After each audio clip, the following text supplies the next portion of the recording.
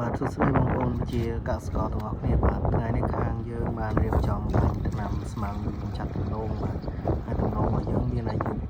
ត្រឹមតែ15ថ្ងៃទេបាទតែកុំមើលស្មៅបងប្អូនបាទគឺថាស្មៅចំដំឡូងហើយដោយសារស្មៅច្រើនហ្នឹងគឺដោយសារតែពេលដាំហ្នឹងគឺស្មៅវាចាប់ដើមដុះហើយអញ្ចឹង15ថ្ងៃក្រោយមកគឺស្មៅចាប់ដើមឡើងខ្លាំងតែមែនទែនអញ្ចឹងយើងទុកយូរអត់បានទៀតទេគឺយើងសម្រេចថាបាញ់ថ្នាំនៅថ្ងៃនេះហើយយើងជ្រើសរើសយកថ្នាំកម្ចាត់ស្មៅហ្នឹងគឺ Apollo 200ជាប្រភេទថ្នាំឆេះដែលมันប៉ះពាល់ដល់ដំណាំដំឡូងឬក៏ស្លឹកឬក៏មើមឬក៏ឫសរបស់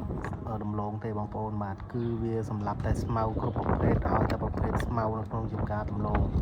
អញ្ចឹងវាសម្រាប់បានល្អណាស់បងប្អូនហើយការប្រើប្រាស់គឺយើងប្រើទឹក20លីត្រលាយជាមួយនឹងថ្នាំ